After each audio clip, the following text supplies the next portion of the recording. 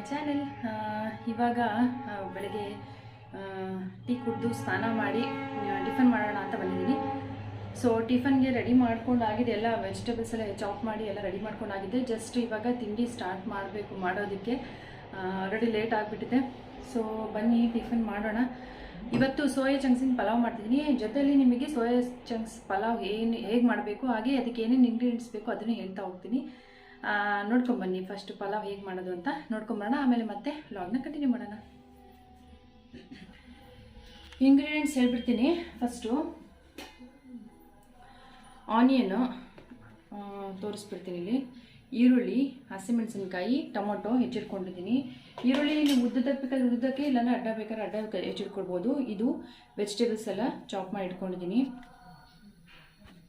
ವೆಜಿಟೇಬಲ್ಸ್ನ ಬಟಾಣಿ ಕಾಳು, carrot, beans, ಆಲೂಗಡ್ಡೆ ಇಷ್ಟು ಚಾಪ್ ಮಾಡಿ ಇಟ್ಕೊಂಡಿದ್ದೀನಿ. ಹಾಗೆ ಕೊತ್ತಂಬರಿ ಮತ್ತು ಪುದೀನ ತೊಗೊಂಡಿದ್ದೀನಿ ಇಲ್ಲಿ. ನೆಕ್ಸ್ಟ್ ಬಂದುಬಿಟ್ಟು ಸೋಯಾ ಚಂಕ್ಸು. ಇದು ಬಿಸಿನೀರಲ್ಲಿ ನೆನೆಸಿದ್ದೆ. ಇವಾಗ ಇದನ್ನು ತಕ್ಕೋಬೇಕು, ಹಿಂಡ್ಬಿಟ್ಟು ಬಿಸಿನೀರಿಂದ ತೆಗೆದಿಟ್ಕೊಳ್ಬೇಕು ಅದನ್ನು.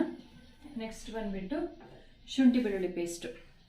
ಶುಂಠಿ ಬೆಳ್ಳುಳ್ಳಿ ಪೇಸ್ಟ್ ಏನಂತಂದರೆ, ನಾನು ಯಾವಾಗಲೂ ಜಾಸ್ತಿನೇ ಮಾಡಿ ಇಟ್ಕೊಂಡ್ಬಿಟ್ಟಿರ್ತೀನಿ, ಮುಂಚೆನೇ ಮಾಡಿ ರೆಡಿ ಇಟ್ಕೊಂಡಿರ್ತೀನಿ.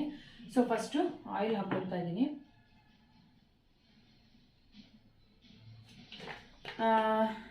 ನಾನು ಎಣ್ಣೆನ ಯಾಕೆ ಇದರಲ್ಲಿ ಸ್ಟೋರ್ ಮಾಡಿದ್ದೀನಿ ಅಂತ ಅಂದ್ಕೋಬೇಡಿ. ಆ್ಯಕ್ಚುಲಿ ಅದು ಟಿನ್ನಿಂದ ಬಗ್ಸ್ಕೊಂಡಿದ್ದು. ಅದು ನಾನದು ಆಯಿಲಿಂದು ಬಾಟಲ್ನ ವಾಶ್ ಮಾಡ್ಲಿಕ್ಕೆ ಹಾಕಿದ್ದೆ, ಅದಕ್ಕೋಸ್ಕರ ಇದು ಟಿನ್ನಿಂದ ಬಗ್ಸ್ಕೊಂಡಿದ್ದು ಹಾಗೇ ಇದೆ.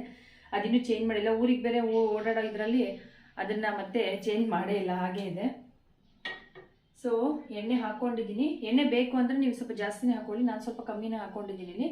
ಎಣ್ಣೆ ಹಾಕಿದ್ಮೇಲೆ ಅದಕ್ಕೆ ಚಕ್ಕೆ, ಲವಂಗ, ಏಲಕ್ಕಿ ಹಾಕ್ಕೊಳ್ತಿದ್ದೀನಿ. ಚಕ್ಕೆ, ಲವಂಗ, ಏಲಕ್ಕಿ ಎಷ್ಟೆಷ್ಟು ಅಂತ ತೋರಿಸ್ತೀನಿ ಕ್ವಾಂಟಿಟಿ ನಿಮಗೆ. ನಾನಿಲ್ಲಿ ಒಂದು 4 ಜನಕ್ಕೆ ಆಗೋಷ್ಟು, ಒಂದು 3 ಜನಕ್ಕೆ ಆಗೋಷ್ಟು ಮಾಡ್ಕೊಳ್ತಾ ಇದ್ದೀನಿ.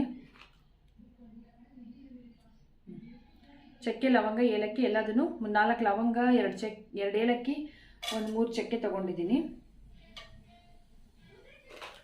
ಇದಾದಮೇಲೆ ನೆಕ್ಸ್ಟು ಅದು ಸಿಡಿತಾ ಇರೋ ಟೈಮಲ್ಲಿ ಹಸಿಮೆಣಸಿನ್ಕಾಯಿ ಮತ್ತು ಈರುಳ್ಳಿ ಹಾಕೊಂಡ್ಬಿಡೋಣ. ಪಾಪು ಇನ್ನೂ ಎದ್ದಿಲ್ಲ. ಅವನು ಎದ್ದಷ್ಟೊತ್ತಲ್ಲಿ ನಾನು ಕೆಲಸ ಎಲ್ಲ ರೆಡಿ ಮುಗಿಸ್ಕೊಳ್ಬೇಕು. ಸೊ ಒಂದೊಂದೇ ಕೆಲಸ ಸ್ಟಾರ್ಟ್ ಮಾಡ್ಕೊಂಡ್ಬಿಟ್ಟಿದ್ದೀನಿ. ಇವಾಗ ಆಂಟಿ ಬಂದು ಕಸನೆಲ್ಲ ಪಾತ್ರೆ ಎಲ್ಲ ಮಾಡಿ ಹೋದ್ರು. ಇನ್ನೂ ಪಾತ್ರೆ ಏನು ಜೋಡಿಸೂ ಇಲ್ಲ.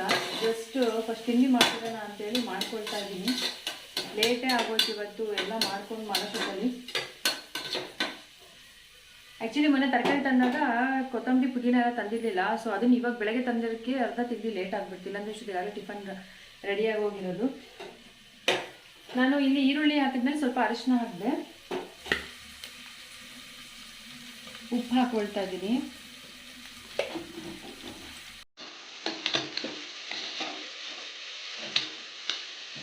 ಉಪ್ಪು ಹಾಕೊಂಡಾಗಿದೆ. ಈಗ ಸ್ವಲ್ಪ ಈರುಳ್ಳಿ ರೋಸ್ಟ್ ಆಗಿದೆ. ಆದಮೇಲೆ ಒಂದೊಂದೇ ಇಂಗ್ರೀಡಿಯೆಂಟ್ಸ್ ಹಾಕ್ಕೊಳ್ತಾ ಹೋಗೋಣ.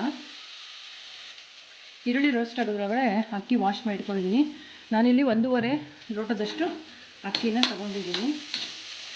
ಅದಕ್ಕೆ ಈರುಳ್ಳಿ ಈಗ ರೋಸ್ಟ್ ಆಗಿದೆ. ಈಗ ಇದಕ್ಕೆ ಟೊಮೊಟೊ ಆ್ಯಡ್ ಮಾಡ್ಕೊಳ್ತೀನಿ.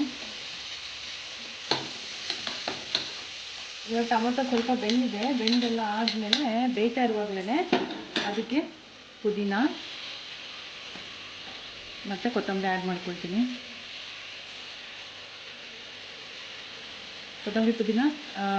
ಕೊತ್ತಂಬರಿನ ಹೆಚ್ಚಿಟ್ಕೊಂಡಿದ್ದೀನಿ. ಪುದೀನ ಹಾಗೆ ಲೀವ್ಸ್ ಇದಾಗೆ ಹಾಕ್ತೀನಿ. ಸೊ ಸ್ವಲ್ಪ ಸೋಯಾ ಚಂಕ್ಸ್ನ ಆ್ಯಡ್ ಮಾಡೋಣ. ಸೋಯಾ ಚಂಕ್ಸನ್ನು ಹಾಕಿದ್ದೀನಿ ಇದ್ರ ಜೊತೆಗೇ. ಈಗ ವೆಜಿಟೇಬಲ್ಸ್ ಹಾಕೋಣ. ತುಂಬ ಟೈಮ್ ಗ್ಯಾಪ್ ಏನು ಬೇಡ, ವೆಜಿಟೇಬಲ್ಸ್ ಎಲ್ಲ ಹಾಕೋತೀವಿ ಒಟ್ಟಿಗೆ ಹಾಕ್ಬಿಡ್ಬೋದು. ಹಾಗೆ ಶುಂಠಿ ಬೆಳ್ಳುಳ್ಳಿ ಪೇಸ್ಟ್ ಹಾಕೊಂಬಿಡಿ.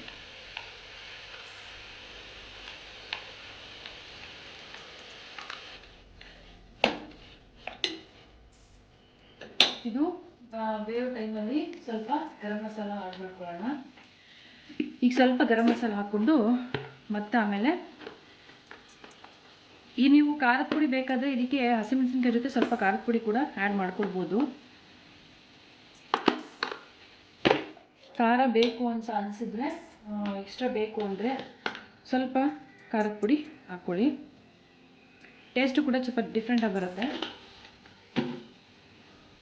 2 ನಿಮಿಷ ಇದನ್ನು ಹಾಗೆ ಬೇಯಕ್ಕೆ ಬಿಡೋಣ. ಬೇಯದ್ದೆಲ್ಲ ಆದಮೇಲೆ ನೆಕ್ಸ್ಟ್ ಇದಕ್ಕೆ ಅಕ್ಕಿಗೆ ನೀರು ಹಾಕ್ಕೊಂಡಿರೋಣ. ಫಸ್ಟು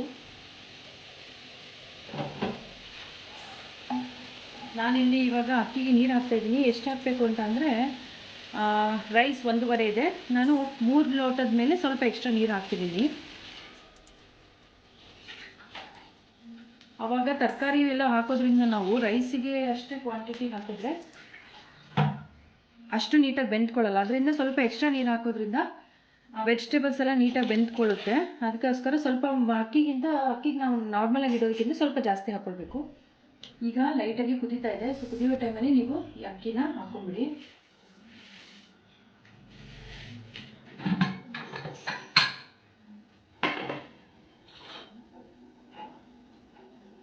ನೋಡಿದ್ರಲ್ಲ ಪಲಾವ್ ಮಾಡೋದು ಹೇಗೆ ಅಂತ ಹೇಳ್ಬಿಟ್ಟು ನಾನು ಸೋಯಾ ಚಂಕ್ಸ್ ಪಲಾವ್ ಮಾಡಿದ್ದೀನಿ. ಸೊ ಎಷ್ಟೋ ಜನ ಮಾಡ್ತಾರೆ, ಎಲ್ಲರಿಗೂ ಆಲ್ಮೋಸ್ಟ್ ಗೊತ್ತಿರುತ್ತೆ ಸೋಯಾ ಚಂಕ್ಸ್ ಪಲಾವ್ ಮಾಡೋದಾಗಲಿ ಬೇರೆ ಥರ ಪಲಾವ್ ಮಾಡೋದಾಗಲಿ ಸೇಮ್ ಪ್ರೊಸೀಜರ್. ಸೋಯಾ ಚಂಕ್ಸ್ ಹಾಕೋ ಟೈಮು, ಅದು ಹೇಗೆ ಹಾಕೋದು, ಅದನ್ನು ಹೇಗೆ ಫಸ್ಟ್ ಪ್ರಿಪೇರ್ ಮಾಡೋದು ಅದಷ್ಟೇ ಮೇಯ್ನ್ ಇಲ್ಲ ಅಷ್ಟೇ. ಬಿಟ್ಟರೆ ಇನ್ನೆಲ್ಲ ನಾರ್ಮಲಾಗಿ ಪಲಾವ್ ಮಾಡ್ದಾಗೇ. ಸೊ ನಾನು ಪಲಾವ್ ಮಾಡಾಯ್ತು, ಇವಾಗ ಇಟ್ಟಿದ್ದೀನಿ. ಅದಿನ್ನು ವಿಷಲ್ ಬರಬೇಕು. ಇನ್ನೊಂದು ಕಡೆ ನೀರು ಕುದಿಯೋಕೆ ಇಟ್ಟಿದ್ದೀನಿ. ಸೊ ನಾನು ಬಿಸಿನೀರೇ ಕುಡಿತಾ ಇರೋದು. ಡೆಲಿವರಿ ಆದಾಗಿಂದನೂ ನಾನು ಕುದಿಸಿ ಕಾದಾರಿದ ನೀರನ್ನೇ ಕುಡಿಯೋದು. ಮತ್ತು ತಣ್ಣಗೂ ಕುಡಿಯೋಲ್ಲ, ಕಾದಾರಿದ್ದು ಅಂದರೆ ತಣ್ಣಗೂ ಕುಡಿಯೋಲ್ಲ. ನನಗೆ ಬಿಸಿ ಬಿಸಿನೇ ಇರಬೇಕು. ಸ್ವಲ್ಪ ಯಾವಾಗಾದ್ರೂ ತುಂಬ ಅರ್ಜೆಂಟ್ ಇದ್ದರೆ, ತುಂಬ ಬೇಕೇ ಬೇಕು ಕುಡಿಬೇಕು, ಇವಾಗ ಅರ್ಜೆಂಟ್ ನೀರು ಬೇಕು ಅಂತ ಅನಿಸಿದ್ರೆ ಮಾತ್ರ ಒಂದು ಸಿಪ್ಪಷ್ಟೇ ತಣ್ಣೀರು ಕುಡಿತೀನಿ. ಬಿಟ್ಟರೆ ತಣ್ಣೀರು ಮೀನ್ಸ್ ಅದನ್ನು ಕಾದಾರಿದ್ದು, ಇಲ್ಲ ಅಂದರೆ ಆಲ್ಮೋಸ್ಟ್ ಬಿಸಿ ಬಿಸಿ ನೀರೇ ಕುಡಿಯೋದು. ಇದಿಷ್ಟು ನೆನ್ನೆ ಹೋಗಿ ತೊಗೊಂಬಂದಿದ್ದು ರೇಷನ್ ಇದು. ಸೊ ಎಲ್ಲ ಈಗ ಜೋಡಿಸ್ಬೇಕು. ರೇಷನ್ ಪೂರ್ತಿ ಹೀಗೆ ಇದೆ, ಎಲ್ಲದನ್ನು ತೆಗೆದು ಜೋಡಿಸ್ಬೇಕು. ಸೊ ಒಂದೊಂದೇ ಎಲ್ಲ ಕೆಲಸ ಮಾಡ್ಕೊಳ್ಳೋಣ. ಫಸ್ಟು ಟಿಫನ್ ಆಗಿಬಿಡ್ಲಿ ಅಂತ ಸುಮ್ಮನಿದ್ದೀನಿ. ಜಸ್ಟ್ ಇವಾಗ ಹಾಗೆ ಹೊರಗಡೆ ತೆಗೆದಿರ್ತೀನಿ. ನೆನ್ನೆ ತರೋಷ್ಟೊತ್ತಲ್ಲಿ ಈವ್ನಿಂಗ್ ಬಂದಿದ್ದು, ಏನೂ ಮಾಡೋಕ್ಕಾಗಲಿಲ್ಲ ಪಾಪು ಎದ್ದ ಅಷ್ಟೊತ್ತಿಗೆ. ಸೊ ಏನು ಜೋಡಿಸ್ಲಿಲ್ಲ, ಹಾಗೆ ಇಟ್ಟಿದ್ದೆ. ಕೊಬ್ಬರಿ ಎಣ್ಣೆ ಮತ್ತು ನಾನು ಶಿವಮೊಗ್ಗದಿಂದ ತರೋಣ ಅಂತ ಅಂದ್ಕೊಂಡೆ, ಬಟ್ ಮರ್ತ್ಬಿಟ್ಟು ತರಲಿಲ್ಲ. ಸೊ ಇಲ್ಲಿ ಇದನ್ನು ನಿರ್ಮಲ್ ತೊಗೊಂಡೆ. ಇದನ್ನು ನಾನು ಹೇರ್ ಫಾಲ್ ಆಗ್ತಾಯಿದೆ, ಸ್ಟಾರ್ಟ್ ಆಗಿದೆ ಆಗಲೇ ನನಗೆ ಹೇರ್ ಫಾಲ್ ಸ್ಟಾರ್ಟ್ ಆಗಿದೆ. ಸೊ ಈ ಎಣ್ಣೆಗೆ ಇವಾಗ ನಾನು ಆಮ್ಲ ಮತ್ತು ಇದು ಬೆಟ್ಟದನೆಲ್ಲಿಕಾಯಿ ಮತ್ತು ದಾಸವಾಳ ಅದೆಲ್ಲ ಮಿಕ್ಸ್ ಮಾಡಿಬಿಟ್ಟು ಎಣ್ಣೆನ ಕುದಿಸಿಟ್ಕೊಳ್ಬೇಕು. ಸೊ ಅದೆಲ್ಲ ಮಾಡಬೇಕಿನ್ನು. ಜಸ್ಟ್ ಹಾಗೆ ಇಟ್ಟಿರ್ತೀನಿ. ನಾನು ಫ್ರೀ ಆದಾಗ ಎಣ್ಣೆನ ಮತ್ತೆ ಮಾಡ್ಕೊಳ್ತೀನಿ. ಅದರದ್ದು ಎಣ್ಣೆನ ಹೇಗೆ ಮಾಡೋದು ಅನ್ನೋದು ಕೂಡ ನಾನು ನೆಕ್ಸ್ಟು ವೀಡಿಯೋದಲ್ಲಿ ತೋರಿಸ್ತೀನಿ. ಹೇರ್ ಫಾಲ್ ಆಗದೆ ಇರೋ ಥರ. ನಾನು ಇದನ್ನು ಮುಂಚೆನೂ ಕೂಡ ಮಾಡಿದ್ದೆ, ಅವಾಗೆಲ್ಲ ಹೇರ್ ಫಾಲ್ ಎಷ್ಟೋ ಕಂಟ್ರೋಲಿಗೆ ಬಂದಿತ್ತು. ಇವನ್ ಡೆಲಿವರಿ ಆದಾಗ ಮಾಡಿದ್ದೆ. ಸೊ ಈಗ ಮತ್ತೆ ಮಾಡ್ಕೊಳ್ಬೇಕು, ಅದಕ್ಕೋಸ್ಕರ ಆಯಿಲ್ ತೊಗೊಂಬಂದಿದ್ದೀನಿ. ಮೊನ್ನೆ ಬ್ಯಾಂಗ್ಳೂರು ಹೋದಾಗ ಅಲ್ಲಿ ಸುತ್ತ ಬೆಟ್ಟದನೆಲ್ಲಿಕಾಯ್ದು ಮರ ತುಂಬ ಇದ್ವು, ಅಲ್ಲಿಂದ ಕಿತ್ಕೊಂಡ್ಬಂದಿದ್ವಿ. ತುಂಬ ಚೆನ್ನಾಗಿತ್ತು, ಫ್ರೆಶ್ ಆಗಿ ಸಿಗುತ್ತೆ. ಎಲ್ಲ ಕಡೆನೂ ನಾಟಿ ಇದು ಸಿಗೋದು ಕಷ್ಟ ಆಗಿದೆ. ಅಂದರೆ ಒರಿಜಿನಲ್ ಇರೋಲ್ಲ, ಎಲ್ಲ ಫಾರ್ಮಲ್ಲಿ ಬೆಳೆದಿರೋ ಥರದ್ದಿರುತ್ತೆ. ಸೊ ಅಲ್ಲಿ ಗಿಡ ಮರ ಎಲ್ಲ ಹಾಕಿದ್ರಲ್ಲ, ಅದರಲ್ಲೇ ಅಲ್ಲಿ ಮರ ಹಾಕಿದ್ರಲ್ಲ ನೆಲ್ಲಿಕಾಯಿ ಮರ, ಅದರಲ್ಲೇ ಇತ್ತು. ಸೊ ತಗೊಂಡು ಬಂದ್ವಿ. ತುಂಬ ಕಿತ್ಕೊಂಡ್ಬಂದಿದ್ವಿ ಅಲ್ಲಿಂದ. ಅದರಲ್ಲಿ ಮತ್ತು ಆಮ್ಲ ಜ್ಯೂಸ್ ಕುಡಿಯೋದ್ರಿಂದ ಕೂಡ ವೆಯ್ಟ್ ಲಾಸ್ಗೆ ಕೂಡ ತುಂಬ ಹೆಲ್ಪ್ ಆಗುತ್ತೆ. ಸೊ ಜಸ್ಟ್ ಇವಾಗ ಆಮ್ಲ ಎಣ್ಣೆಗೆ ಅಂತೇಳಿ ನಾನು ಯೂಸ್ ಮಾಡ್ತಾಯಿದ್ದೀನಿ. ಮಿಷನೆಲ್ಲ ಜೋಡಿಸ್ಬೇಕು. ಹಾಗೆ ವಾಷಿಂಗ್ ಮಿಷಿನಿಗೆ ಬಟ್ಟೆ ಹಾಕಬೇಕು, ಬಟ್ಟೆ ಒಣಗಾಕಬೇಕು. ನೋಡಿದ್ರೆ ಬೆಳಗ್ಗಿಂದ ಮಳೆ ಬರ್ತಾಯಿದೆ. ಇವತ್ತು ಬಟ್ಟೆ ಒಣಗೋದು ಡೌಟು, ಏನು ಮಾಡೋದು ನೋಡಬೇಕು. ಇವಾಗ ಜಸ್ಟ್ ಇವಾಗ ವಾಶ್ ಮಾಡಿ ಒಳಗಡೆ ಹಾಕ್ಕೊಳ್ಬೇಕು. ಮನೆ ಒಳಗಡೆ ಹಾಕ್ಕೊಳ್ಳೋಕ್ಕೆ ಈ ಥರ ದಾರ ಕಟ್ಟಿದ್ದೀವಿ. ಸೊ ಸದ್ಯಕ್ಕೆ ಅಲ್ಲೇ ಹಾಕ್ಕೊಳ್ಳೋದು. ಈ ಬೆಡ್ಶೀಟ್ಸ್ ಎಲ್ಲ ಹೊರಗಡೆ ಹಾಕ್ತೀನಿ, ತುಂಬ ಬಿಸಿಲು ಬಂದರೆ ಬೇಗ ಆರ್ಕೊಳ್ಳಿ ಅಂತ. ಬಟ್ ಇವತ್ತು ಬಿಸಿಲೇ ಇಲ್ಲ ನೋಡಿ. ರೇಷನ್ ಅಲ್ಲಿದೆ. ಸೊ ಅದನ್ನು ಟಿಫನ್ ಆದಮೇಲೆ ಒಂದೊಂದೇ ಕೆಲಸ ಮಾಡಬೇಕು. ಆಲ್ರೆಡಿ ಟೈಮು 10:30 ಆಗಿಬಿಟ್ಟಿದೆ. ಇವತ್ತು ಟಿಫನ್ ಕೂಡ ಲೇಟ್ ಆಗಿದೆ, ಎದ್ದಿದ್ದು ಲೇಟು, ಟಿಫನ್ ಕೂಡ ಲೇಟ್ ಆಗಿದೆ.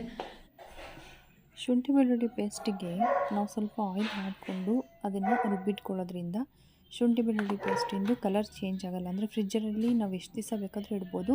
ಅದು ನಾವು ರುಬ್ಬಿದಾಗ ಯಾವ ಕಲರ್ ಇರುತ್ತೋ ಅದೇ ಕಲರ್ ಇರುತ್ತೆ. ಸೊ ಎಣ್ಣೆ ಹಾಕೋದ್ರಿಂದ ಶುಂಠಿ ಬೆಳ್ಳುಳ್ಳಿ ಪೇಸ್ಟು ಕಲರ್ ಚೇಂಜ್ ಆಗೋಲ್ಲ, ಹಾಗೆ ಬೇಗ ಹಾಳು ಕೂಡ ಆಗೋಲ್ಲ. ನೋಡಿ, ನಮ್ಮ ಸೋಯಾ ಚಂಕ್ಸ್ ಪಲಾವ್ ರೆಡಿಯಾಗಿದೆ. ಇದನ್ನೊಂದು ಸರಿ ಮಿಕ್ಸ್ ಮಾಡಿಬಿಡೋಣ. ಓಕೆ, ನಾನು ಟಿಫನ್ ಹಾಕ್ಕೊಂಡಿದ್ದೀನಿ. ಈಗ ಟಿಫನ್ ಮಾಡ್ತೀನಿ, ಮತ್ತು ನಾನು ನಿಮಗೆ ಆಮೇಲೆ ಸಿಗ್ತೀನಿ. ಈಗ ಪಾತ್ರೆ ಜೋಡಿಸೋಣ ಅಂತ ಬಂದೆ. ಟಿಫನ್ ಎಲ್ಲ ಆಯಿತು.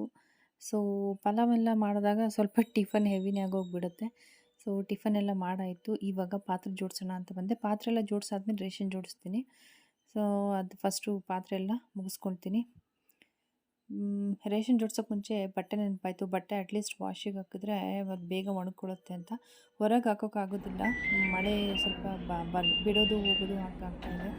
ಸೊ ಒಳಗಡೆನೇ ಹಗ್ಗದ ಮೇಲೆ ಹಾಕ್ಕೊಳ್ತೀನಿ. ಇಲ್ಲಿ ಕೂಡ ಜಲ್ದಿ ಆರೋದಿಲ್ಲ, ಒಂದು 2 ಡೇಸ್ ಟೈಮ್ ಬೇಕು ಆಗೋದಕ್ಕೆ. ಸೊ ಈಗ ಒಂದು ಟ್ರಿಪ್ ಹಾಕಿರೋಣ, ಆಮೇಲೆ ಪಾಪದ ಬಟ್ಟೆ ಹಾಕೋಣ ಅಂತೇಳಿ ಫಸ್ಟು ನಮ್ಮವೆಲ್ಲ ಹಾಕಿಟ್ಟಿದ್ದೀನಿ. ಈಗ ರೇಷನ್ ಜೋಡಿಸೋಣ ಅಂತೇಳಿ ಬಂದೆ. ಎಲ್ಲ ರೇಷನ್ ಎಲ್ಲ ಫಸ್ಟ್ ತಂದು ಕಿಚನಲ್ಲಿ ಇಟ್ಕೊಂಡಿದ್ದೀನಿ. ಅಲ್ಲೇ ಇಟ್ಕೊಳ್ಳೋದ್ರಿಂದ ಅಲ್ಲೇ ಡಬ್ಬಗಳೆಲ್ಲ ಹತ್ತತ್ರ ಸಿಗುತ್ತೆ, ಬೇಗ ಬೇಗ ಆಗುತ್ತೆ ಅಂಥೇಳಿ ಕಿಚನಲ್ಲೆಲ್ಲ ಜೋಡಿಸ್ಕೊಳ್ತಾ ಇದ್ದೀನಿ. ಸೊ ಒಂದೊಂದೇ ಜೋಡಿಸ್ಕೊಳ್ಳೋಷ್ಟೊತ್ತಲ್ಲಿ ಟೈಮ್ ಆಗೇ ಹೋಗುತ್ತೆ. ಪಾಪು ಕೂಡ ಎದ್ದಿದ್ದಾನೆ ಆಗಲೇ, ಅವನಿಗೆ ಹಾಲಲ್ಲಿ ಹಾಕ್ಕೊಂಡು ಹಾಗೆ ಅವನು ಆಟಾಡ್ತಾ ಇದ್ದಾನೆ. ನಾನು ಹಾಗೆ ಬೇಗ ಬೇಗ ಜೋಡಿಸ್ತಾ ಇದ್ದೀನಿ.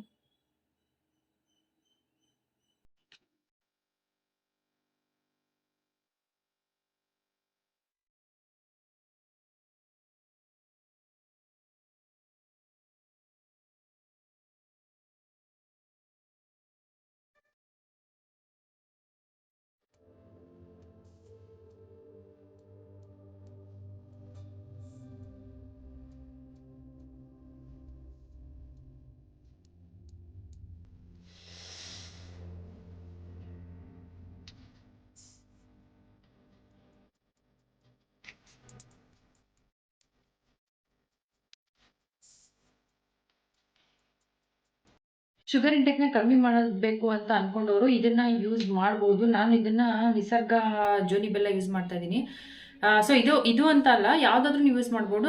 ಅಟ್ಲೀಸ್ಟ್ ಇಲ್ಲ ನೀವು ಈ ಥರ ಲಿಕ್ವಿಡ್ ಥರ ಇರೋದು ಬೇಡ ಅಂತ ಅಂದರೆ ನೀವು ಗಟ್ಟಿದು ಪಾಟ್ ಬೆಲ್ಲ ಬರುತ್ತೆ, ಅದನ್ನು ತೊಗೋಬೋದು. ಇಲ್ಲ ನಾರ್ಮಲ್ ಬೆಲ್ಲನೇ ಯೂಸ್ ಮಾಡಿ ಪೌಡರ್ ಮಾಡಿ ಸ್ವಲ್ಪ ಇಟ್ಕೊಳ್ಬೋದು. ಈ ಥರ ಎಲ್ಲ ನೀವು ಶುಗರ್ ಇಂಟೇಕ್ನ ಆದಷ್ಟು ಕಡಿಮೆ ಮಾಡ್ಕೊಳ್ಬೋದು. ಹೆಲ್ತಿಗೆ ಕೂಡ ತುಂಬ ಒಳ್ಳೇದಿದ್ರಿಂದ. ಸೊ ನಾನು ಬೆಲ್ಲನ ಯೂಸ್ ಮಾಡ್ತೀನಿ. ಆಲ್ಮೋಸ್ಟ್ ಬೆಲ್ಲ ಯೂಸ್ ಮಾಡ್ತೀನಿ. ಹಾಲಿಗೆಲ್ಲ ನಾನು ಸಕ್ಕರೆ ಹಾಕೊಳ್ಳಲ್ಲ, ಬೆಲ್ಲ ಹಾಕ್ಕೊಳ್ತೀನಿ. ಟೇಸ್ಟ್ ಇಷ್ಟ ಆಗಲ್ಲ ಅನ್ನೋರು ಬೇಕಾದ್ರೆ ನೀವು ಶುಗರ್ನ ಸ್ವಲ್ಪ ಲೈಟಾಗಿ ಹಾಕ್ಕೊಳ್ಳಿ, ತುಂಬ ಜಾಸ್ತಿ ಶುಗರ್ನ ಯೂಸ್ ಮಾಡಬೇಡಿ ಅಂತ ಹೇಳ್ತೀನಿ. ಸೊ ನಾನು ಬೆಲ್ಲ ಯೂಸ್ ಮಾಡ್ತಾ ಇದ್ದೀನಿ ಇವಾಗ. ಜೊತೆಲಿ ನಾನು ಶುಗರ್ ಫ್ರೀನೂ ತೊಗೊಂಡಿದ್ದೀನಿ. ಗೊತ್ತಿಲ್ಲ, ಇದು ಫಸ್ಟ್ ಟೈಮ್ ಯೂಸ್ ಮಾಡ್ತಾ ಇರೋದು. ಬಟ್ ಟೇಸ್ಟ್ ಒಂದ್ಸರಿ ಟೆಸ್ಟ್ ಮಾಡಿದೆ, ಅದು ಶುಗರ್ ಥರನೇ ಇತ್ತು. ಸೊ ಟೀಗೆಲ್ಲ ಬೆಲ್ಲ ಒಂದೊಂದ್ಸರಿ ಏನಾಗ್ಬಿಡುತ್ತೆ ಅಂದರೆ ತುಂಬ ಅಂದರೆ ಗೊತ್ತಾಗೋದಿಲ್ಲ. ಯಾಕಂದರೆ ಟೀ ಸೋಸ್ ಆದಮೇಲೆ ನಾವು ಬೆಲ್ಲ ಮಿಕ್ಸ್ ಮಾಡ್ಕೋಬೇಕಿಲ್ಲ, ಟೀ ಹೊಡೆದೋಗುತ್ತೆ. ಸೊ ನಾನು ಅದಕ್ಕೆ ಶುಗರ್ ಫ್ರೀ ಯೂಸ್ ಮಾಡಿ ನೋಡೋಣ ಹೇಗೆ ಬರುತ್ತೆ ಅಂತ ಹೇಳ್ಬಿಟ್ಟು ತೊಗೊಂಡಿದ್ದೀನಿ. ನೋಡೋಣ, ಇದನ್ನೆಲ್ಲ ಯೂಸ್ ಮಾಡಾದ್ಮೇಲೆ ರಿವ್ಯೂ ಒಂದ್ಸರಿ ಕೊಡ್ತೀನಿ. ನಾನು ನಿಮಗೆ ಇದ್ರದ್ದು ಹೇಗಾಯಿತು ಅಂತ ಹೇಳ್ತೀನಿ. ಜಸ್ಟ್ ಇದು 100 ಗ್ರಾಮ್ಸ್ ಇದೆ. ಆ್ಯಕ್ಚುಲಿ 100 ಗ್ರಾಮ್ಸಿಗೆ 145 ರುಪೀಸ್ ಇದು. ಆದರೆ ಸ್ಕೂಪ್, ಒಂದು ಸಣ್ಣ ಸ್ಕೂಪ್ ಕೊಟ್ಟಿದ್ದಾರೆ.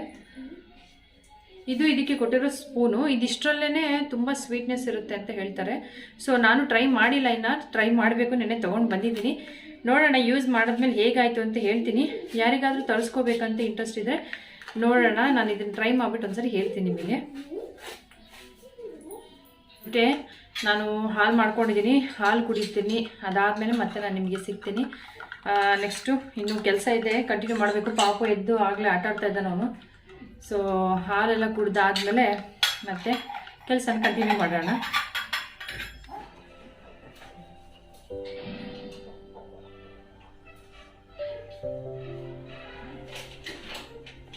ಸೊ ಬಟ್ಟೆ ಒಂದು ಟ್ರಿಪ್ ವಾಶ್ ಆಯಿತು. ಅದನ್ನು ಒಣಗಾಕೋಣ ಅಂತ ಬಂದೆ. ಎಲ್ಲ ಒಣಗಾಕ್ಬಿಟ್ರೆ ಬೇಗ ಬೇಗ ಗಾಳಿಗಾರು ಎಷ್ಟಾಗುತ್ತೆ ಅಷ್ಟು ಆರ್ಕೊಳ್ಳಿ ಅಂಥೇಳಿ.